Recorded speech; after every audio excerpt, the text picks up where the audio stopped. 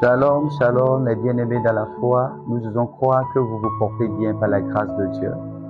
Aujourd'hui, c'est la partie 2 de l'accomplissement de soi-même, de cette vidéo que nous avons fait précédemment, qui parle de l'accomplissement de la mission que nous avons reçue de la part de Dieu, le but final de notre vie. Aujourd'hui, nous allons continuer cela. Nous savons que vraiment, pour nous connaître, il faudra que nous connaissions le Créateur. C'est sur ce que nous sommes arrêtés l'autre fois. Nous devons connaître le Créateur. Pour te connaître, tu dois connaître qui t'a créé. Pas des supposés créateurs, le vrai Créateur. Il y a des esprits, des créatures malmenées par le diable qui s'attribue le titre de créateur, mais qui ne sont pas le véritable créateur. Exemple, le phare. Je parle spécialement à nous les Africains. Le phare n'est pas ton créateur. Le phare n'est pas ton créateur. Le créateur existe. Celui qui a créé les cieux et la terre, celui qui nous a créés à son image et à sa ressemblance.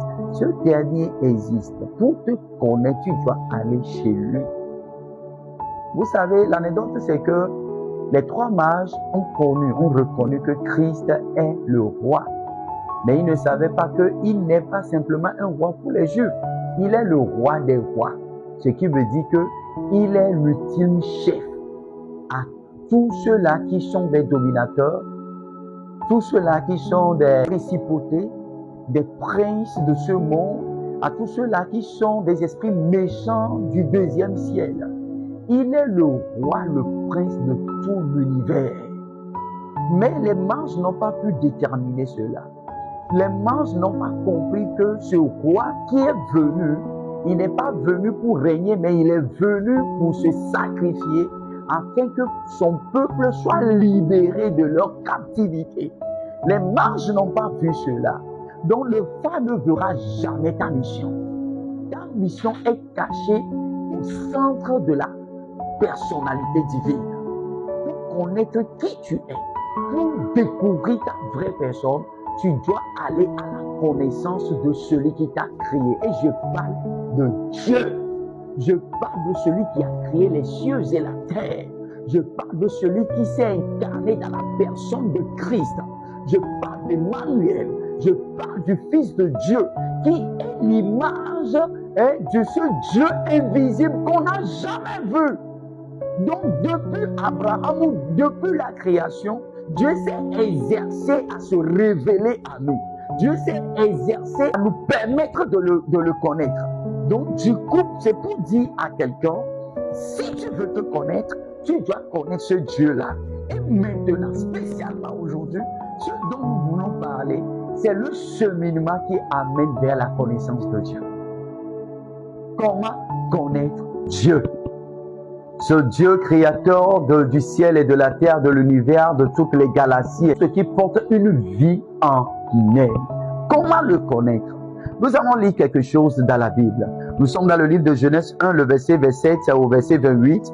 Il dira là-bas, Dieu créa l'homme à son image, il le créa à l'image de Dieu, il créa l'homme et la femme. Verset 28, il dira, Dieu les bénit et Dieu leur dit, soyez féconds, multipliez, remplissez la terre et l'assujettissez. Et dominez sur les poissons de la mer, sur les oiseaux du ciel et sur tout animal qui se meut sur la terre. Frères et sœurs, dans la foi, lorsque Dieu créa l'homme, il le créa à son image et à sa ressemblance. Il créa quelque chose qui l'égale. Il créa quelque chose qui le manifeste. Il créa quelque chose qui porte vraiment son image. C'est pourquoi je dirais, si Dieu nous a créé à son image, ça veut dire que si nous avons la tête, il a une tête. Si nous avons des yeux, il a des yeux. Si nous avons des oreilles, il a des oreilles. Si nous avons des nez, la bouche, les pieds, les bras, il a tout cela.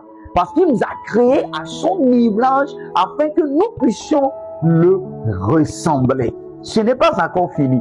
Nous allons encore lire quelque chose dans Marc 3, verset 13. Il monta ensuite sur la montagne. Il appela ceux qu'il voulut et ils vinrent auprès de lui. Verset 14 dira, il en établit 12 pour les avoir avec lui. Le verset 15 dira, et pour les envoyer prêcher avec le pouvoir de chasser les démons. Quelque part, il créa les gens à son image et à sa ressemblance. Des gens qui reflètent sa propre personnalité.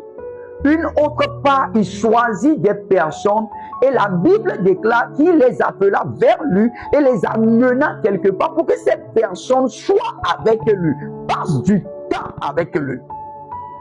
Écoute-moi, pour aller à la recherche de Dieu, pour connaître Dieu, tu dois comprendre que le premier objectif de Dieu à créer l'homme, c'est que l'homme passe du temps avec Dieu.